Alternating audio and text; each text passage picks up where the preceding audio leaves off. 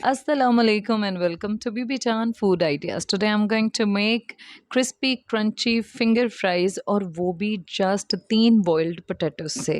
Really it's so yummiest and light to eat that no one can stop their hands. बहुत आसानी से बनने वाले ये फिंगर फ्राइज आपके टी टाइम के लिए या आपकी हाई टी के लिए एक बेहतरीन प्लेटर साबित हो सकते हैं. So let's move to the recipe. So Bismillahirrahmanirrahim. Here I have taken few ingredients जिनमें धनिया है, धनिया काट के चॉप करके रखा हुआ है, कैरेट काट के स्लाइस करके चॉप करके रखी हुई है, बड़ी फाइन चॉपिंग है इसकी, आप देख सकते हैं जूलियन कटिंग के बाद मैंने इसको चॉप किया है। सॉल्ट है, पेपर है और 3 बॉइल्ड आलू हैं, ठीक है। आलूओं को मैंने छिलका उतार के फिर इसको बॉईल किया है इस तरह क्यूब्स की शक्ल में, और जब ये थोड़े से टेंडर हुए हैं तो मैंने इसको ऑफ कर लिया। कॉर्नफ्लोर है for its better binding. Just 6 ingredients का ये कॉम्बो आपके टी टाइम को यकीन जाने 4 चांद लगाने वाला है। So let's move to the procedure. सबसे पहले मैंने जो बॉइल्ड पोटैटोज़ लिए थे उनको मैंने मैश करना है। अगर आपके पास मैशर है वेरी वेल एंड गुड, अगर नहीं है तो ऐसी छलनी तो हर घर में मौजूद होती है सब्ज़ी धो के रखने के लिए। सो इस छलनी के अंदर मैंने बॉइल्ड आलू डाल के इस तरह से उसको मैश करना शुरू कर दिया। इस किस्म की फ़ाइन मैशिंग का मकसद सिर्फ ये होता है गाइस कि बहुत रिफाइंड किस्म की मैशिंग हो और इसमें कोई भी लम्प्स ना रहे, ताकि जब हम इसके फ्राइज़ बनाएं तो वो बेहतरीन कॉम्बिनेशन के साथ बने। बस भाई स्पैचुला या चम्मच इतना ही काम कर सकता है, बाकी जो हाथ से काम करने का लुत्फ़ है वो इन चम्मच वगैरह में नहीं है। सो मैंने अपने हाथ की मदद से देखें प्रेस करके अच्छा सा फ़ाइन किस्म का पोटैटो जो है वो मैश करना है।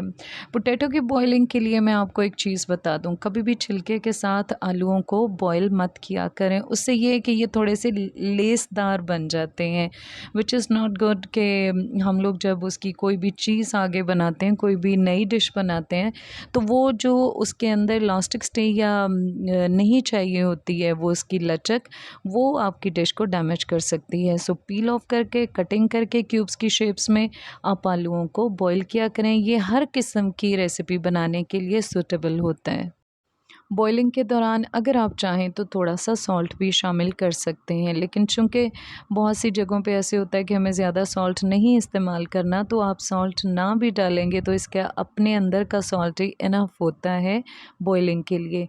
अच्छी तरह से फ़ाइन किस्म की ये मैशिंग करने के बाद आप देख सकते हैं बहुत रिफ़ाइंड किस्म की मैशिंग है। मैशिंग करने के बाद मैं इसमें टाइम बाय टाइम सारे इंग्रीडिएंट्स जो अदर 4 इंग्रीडिएंट्स हैं वो मिक्स करूँगी। तो ये देखें मैंने बेहतरीन किस्म का इसको ये मैश कर लिया, there is no lump at all. इंतहाई फ़ाइन किस्म का ये मैशिंग है। मैशिंग के बाद मैंने इसमें जो वेजिटेबल्स काट के रखे थे, अच्छा इसको बहुत एक्सट्रीम स्पाइसी नहीं करना है, बस लाइट स्पाइसी ही अच्छा है, इसका फ्लेवर ही इसी में है। मैंने जो गाजर चॉप करके रखी थी वो मैंने इसमें शामिल कर दी, और जो धनिया मैंने काट के रखा था वो शामिल कर दिया।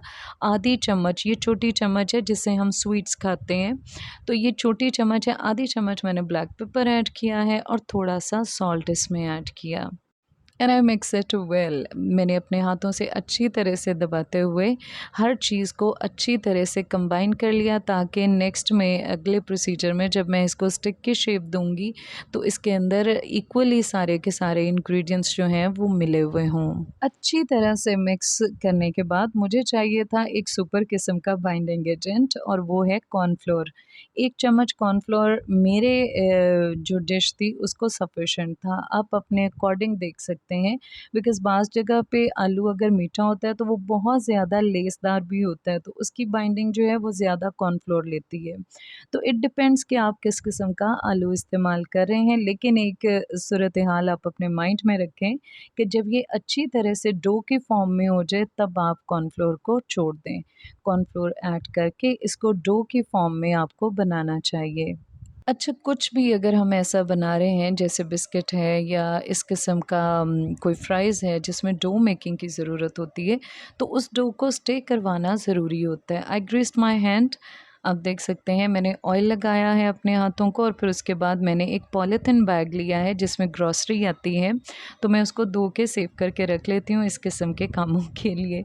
तो इस पॉलीथिन बैग को मैंने अच्छी तरह से ग्रीस कर लिया। ग्रीस करने के बाद जो डो मैंने बनाई थी वो बहुत अच्छी तरह से बाइंडिंग टुगेदर है, तो इस वजह से मैंने उसको इस पॉलीथिन बैग में प्लेस करके तो इसको इक्वली डिवाइड कर दिया। इसी तरह से जितनी मुझे फ्राइज़ की मोटाई चाहिए है उसी हिसाब से मैंने इसको अच्छी तरह से जो है वो बैलेंस कर लिया। किसी भी किस्म की डो को ख़ास आप बिस्किट बना रहे हों या फ्राइज़ बना रहे हों या कुछ भी और बना रहे हों, तो उसको स्टे करवाना ज़रूरी होता है। मीन टू से कि ये अच्छी तरह से सेट हो जाए, इसके अंदर का मॉइस्चर जो है वो इक्वली बैठ जाए। और फ्रिज में अगर आप रख देते हैं तो ये है कि फ्राइंग में और शेप कैप्चर करने में आसानी होती है। जी, मुझे थोड़ा-सा डाउट हो रहा था कि शायद मैंने इक्वली प्रेस नहीं किया, इस वजह से मैंने रोलिंग पिन से इसको थोड़ा-सा रोल कर लिया ताकि ये इक्वली प्रेस हो जाए और ये स्लैब फॉर्म में इस तरह करके मैं थोड़ी देर के लिए इसको फ्रिज में स्टे दूँगी।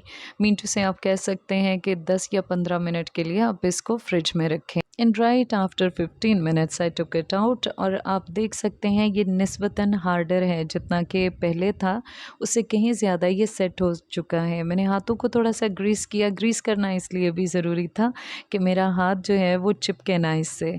तो मैंने इसको बाहर निकालने के बाद स्लाइसेस किए हैं इसके, स्ट्रिप्स की सूरत में मैंने इसकी कटिंग लगाई है। आपकी अपनी मर्ज़ी है, आप लॉन्ग स्ट्रिप्स रखें या छोटे स्ट्रिप्स रखें। मैंने इसको साइड से स्ट्रिप्स की कटिंग की है, मैं आपको दिखा देती हूँ कैमरे की तरफ इसको करके। आप देख सकते हैं कि बहुत नॉर्मल सा स्टिक है या स्ट्रिप है जो मैं कटिंग लगा रही हूँ। जब मैंने इस डो को फ्रिज से आउट किया था तो उससे पहले मैंने कुकिंग ऑयल फ्राइंग के लिए पैन में डाल के ज़ीरो फ्लेम पे छोड़ दिया था। ज़ीरो फ्लेम पे इसलिए छोड़ देती हूँ ताकि जब तक मेरा ये सारा इंग्रेडिएंट कंप्लीट हो तो वो ऑयल फ्राइंग के लिए तैयार हो जाए। एक टाइनी सा बॉल डाला, जैसे ही मैंने बॉल डाला तो वो बाउंस करके ऐसे ऊपर सरफेस पे आ गया है। याद रहे कि ज़ीरो फ्लेम और ज़ीरो से लो फ्लेम, इससे आगे नहीं जाना, ठीक है? ताकि अंदर से और बाहर से अच्छी तरह से ये क्रिस्पी हो सकें।